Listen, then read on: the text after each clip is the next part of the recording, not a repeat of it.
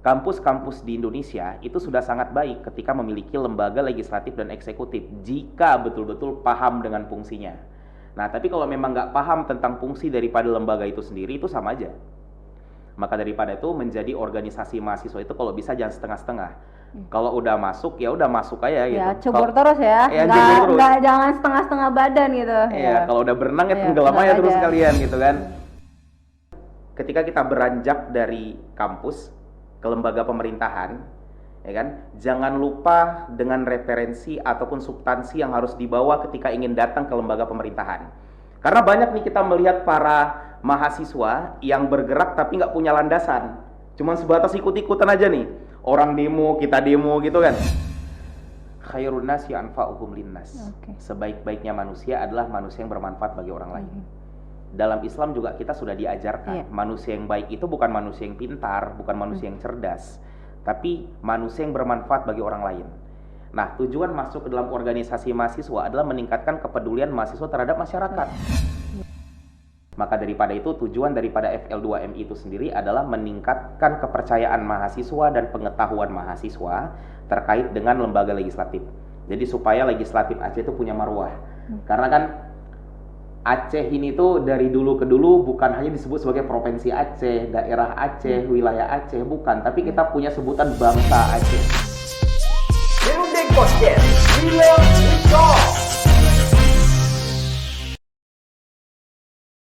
Assalamualaikum warahmatullahi wabarakatuh. Halo guys, kembali lagi bersama saya Tasya Alfianabila dalam Dirunding Podcast.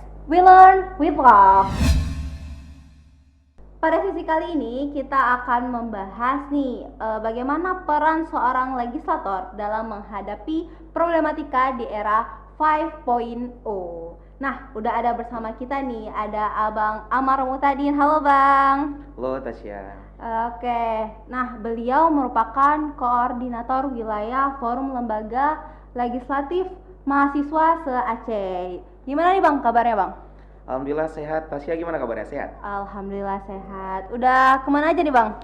Belum ada kemana-mana karena udah beberapa hari semenjak di Melabu kan hujan-hujan terus nih. Jadi karena cuacanya hujan gitu kan, jadi kan nggak bisa kemana-mana. Cuma di rumah aja. Mungkin kita langsung diskusi singkat aja nih Bang ya. Iya boleh. Nih mungkin gimana sih menurut Abang sebagai seorang legislator mahasiswa, apa sih yang harus dilakukan seorang legislator mahasiswa di kampus dan bagaimana peran lembaga pemerintahan itu Bang? Menurut Abang tuh gimana? Yang paling penting dari seorang legislatif mahasiswa itu adalah memahami fungsinya terlebih dahulu. Nah, jadi jangan lembaga legislatif mahasiswa itu hanya dianggap sebagai lembaga yang mengatur tentang pemilihan dan pelantikan saja. Nah, jadi kan fungsi kita bukan hanya itu aja nih, fungsi kita banyak sebagai legislatif. Jadi memang sudah seharusnya seorang legislatif itu mengerti apa fungsi daripada legislatif itu sendiri. Ya kan, mulai dari fungsi pengawasan, sebagai badan pengaduan, sebagai badan anggaran gitu. Jadi kan ada dalam dalam lembaga legislatif itu ada istilahnya itu ada sidang umum gitu. Sidang umum itu adalah salah satu bentuk daripada pengawasan kinerja eksekutif. Dan seharusnya mahasiswa yang tergabung dalam legislatif mahasiswa itu mengerti tentang fungsi daripada tugas itu sendiri. Gitu. Jadi ya kalau misalnya ditanya tadi sama Tasya, apa sih yang harus diketahui oleh seorang legislatif mahasiswa dalam internal kampus? Ya ketahui dulu fungsinya apa. Gitu. Nah, tapi kemudian ketika kita beranjak dari kampus ke lembaga pemerintahan, ya kan, jangan lupa dengan referensi ataupun substansi yang harus dibawa ketika ingin datang ke lembaga pemerintahan. Karena banyak nih kita melihat para mahasiswa yang bergerak tapi nggak punya landasan, cuman sebatas ikut-ikutan aja nih, orang demo kita demo gitu kan. Iya betul. Jadi kayak apa ya, ikut-ikutan gitu kan Bang. Maksudnya orang mau ikut demo dia ikut demo gitu kan, seharusnya nggak kayak gitu seorang mahasiswa ya Bang. Ya seharusnya nggak gitu, dan harusnya nih lembaga legislatif dan eksekutif itu punya peran yang berbeda dalam melakukan aksi. Nah, kalau kita lihat sekarang ini ada demo, misalnya ada aksi mahasiswa turun ke jalan, itu yang harusnya turun ke jalan itu adalah teman-teman dari lembaga eksekutif. Karena eksekutif itu tugasnya adalah sebagai eksekutor, seperti itu. Nah, sedangkan teman-teman dari legislatif itu tugasnya itu konseptor yang memikirkan kajiannya apa, yang harus dibawa apa gitu. Jadi harusnya memikirkan, maka dari itu teman-teman legislatif sebagai konseptornya. Jadi maka harapan saya pribadi kepada teman-teman yang ada di legislatif Provinsi Aceh khususnya itu mengerti tentang tugas daripada legislatif, dan kemudian ketika nantinya ada aksi-aksi daripada mahasiswa lagi, cobalah teman-teman di legislatif itu melakukan aksi yang elegan gitu. Ya, nah, jadi nggak kayak harus apa sih namanya tuh, harus teriak-teriak gitu ya Bang, maksudnya jangan terlalu kalau di mindset apa sih turun-turun ke jalan kayak nggak ada kerjaan gitu kan, seharusnya nggak kayak gitu ya Bang. Betul. Iya. Tapi sebenarnya turun ke jalan itu juga penting. Iya. Tapi yang melakukan bukan dari legislatif, dari eksekutif. Jadi legislatif tuh ngapain?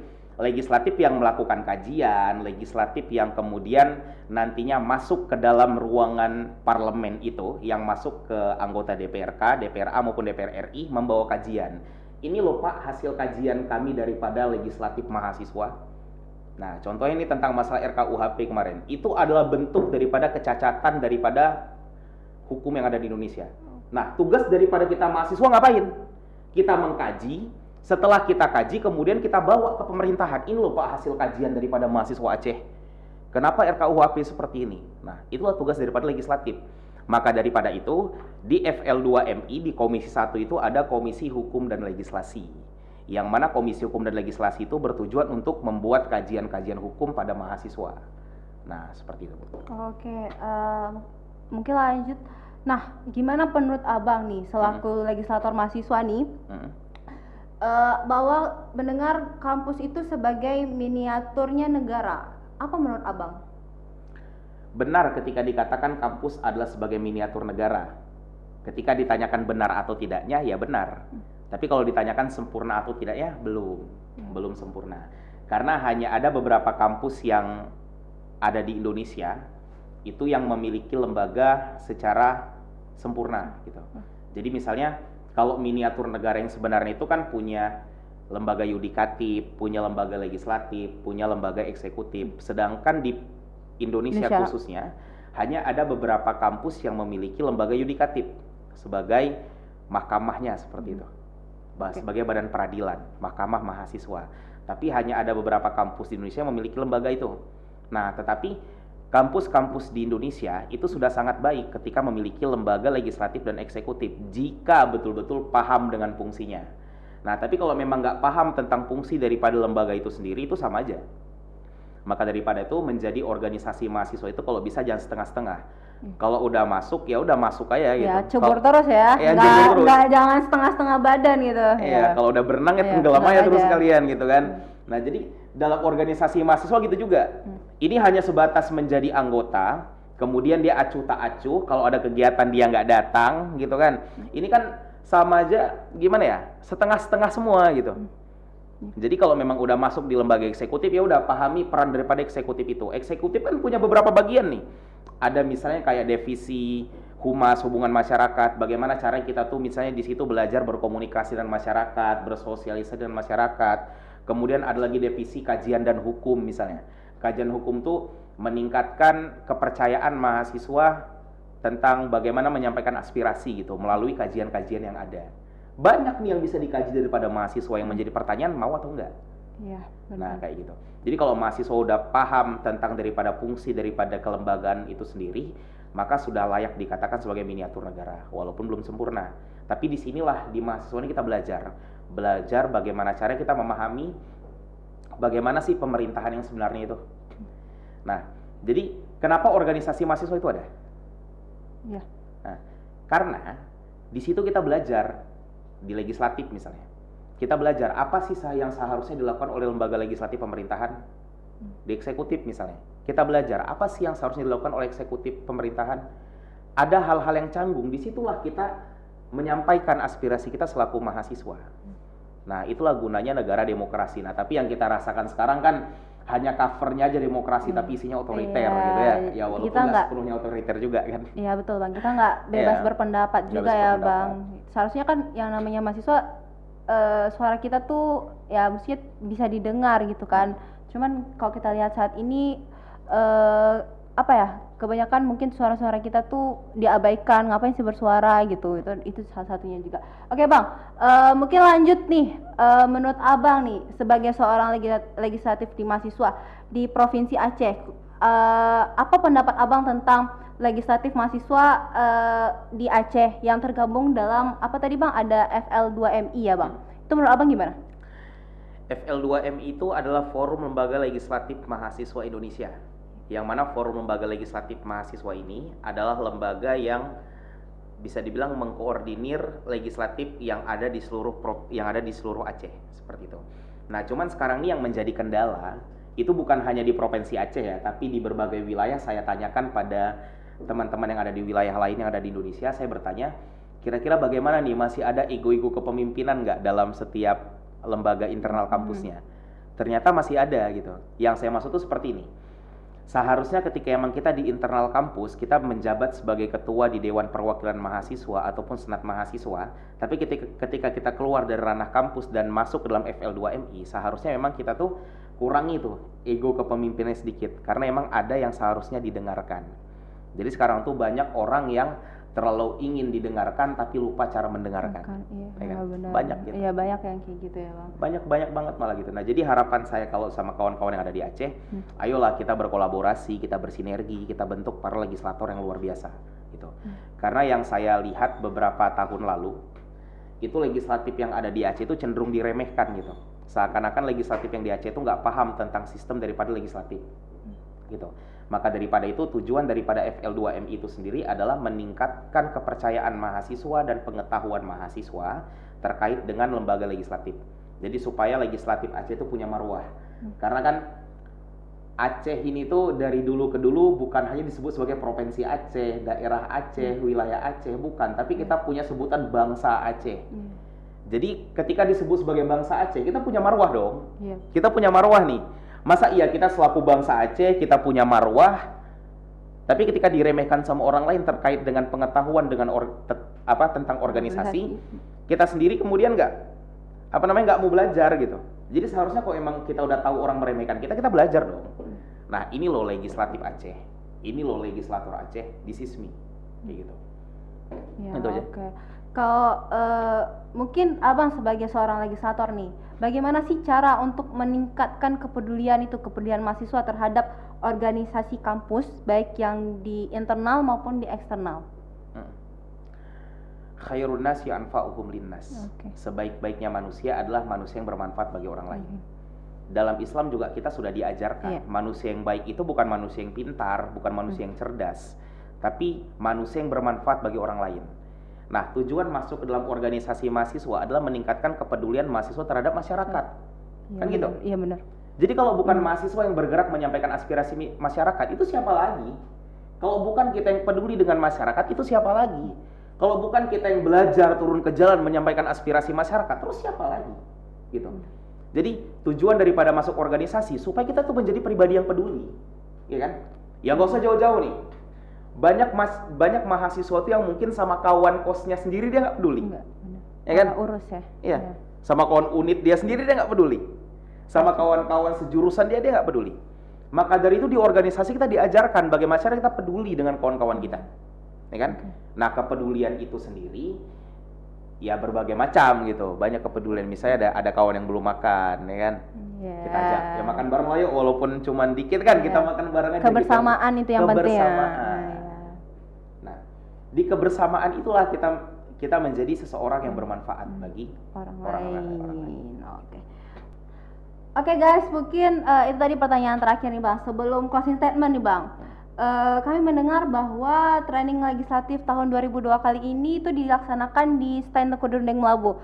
Terima kasih nih Bang sudah mempercayai kami sebagai tuan rumah. Nah, Tasya ingin bertanya, apa sih harapan Abang selaku Korwil Forum Legislatif ini terhadap para legislator Aceh? Sebelumnya saya ucapkan terima kasih kepada pihak kampus Stand Tengku Durundeng Melabu yang sudah bersedia menjadi tuan rumah. Sebelumnya saya menanyakan nih sama teman-teman legislatif yang ada di Aceh, siapa yang kira-kira bersedia menjadi tuan rumah untuk training legislatif? Karena itu kegiatan perdana gitu, kegiatan perdana yang ada di Aceh. Jadi sebelumnya tuh kegiatan FL2M itu hanya sebatas musyawarah wilayah, musyawarah kerja wilayah, webinar, seminar. Tapi untuk training legislatif itu biasa diadakan oleh masing-masing kampus. Tapi yang secara regional Aceh itu belum pernah dibuat. Kemudian saya tanyakan nih sama teman-teman yang ada di seluruh Aceh, Siapa yang kira-kira bersedia? Ada kampus yang bersedia tapi di bulan 9. Ada kampus yang bersedia tapi di bulan ini, bulan itu. Sedangkan di program kerja kami itu dilaksanakan di akhir bulan 7 atau awal bulan 8. Dan kemudian saya salut dengan teman-teman yang bergabung di FL2MI yang dari STAIN Tengku Dirunding Melabu. Wow, ya bagus. Nah, itu saya salutnya kenapa? Karena langsung kemudian izin berbicara dan mengatakan STAIN Tengku Dirunding Melabu bersedia menjadi tuan rumah. Wow. Nah, itu kan saya langsung mengatakan sama teman-teman STAIN Tengku Dirunding, oh berarti keren nih. Ada jiwa kepemimpinannya ya Bang? Ya, jadi harapan dari saya sama teman-teman yang ada di STAIN Melabu, kalau emang udah mengatakan siap ya siap sepenuhnya. Gitu, mulai dari bidang apapun, kalau emang udah siap ya siap sepenuhnya. Gitu. Tapi saat ini saya udah melihat teman-teman STAIN Tengku Dirunding Melabu itu yang menjadi kepanitiaan itu sangat luar biasa. Nah, khususnya Bu Ketua Panitia nih.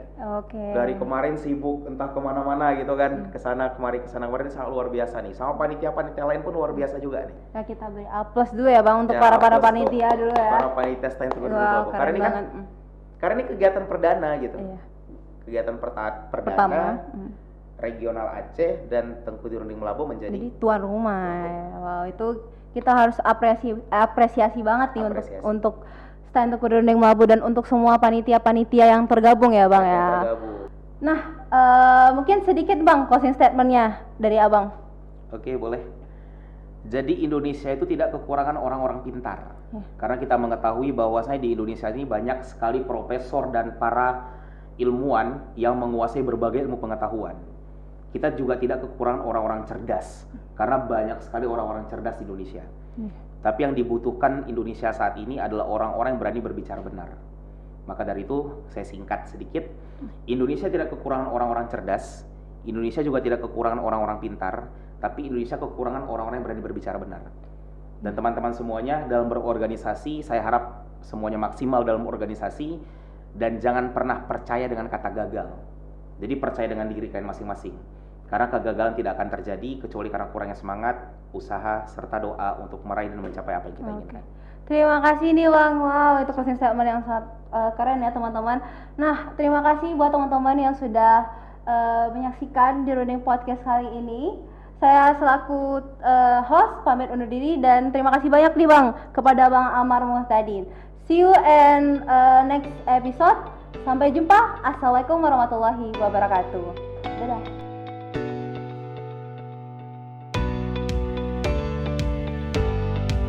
Jika kalian menyukai video ini, jangan lupa subscribe dan nyalakan notifikasinya. Terima kasih.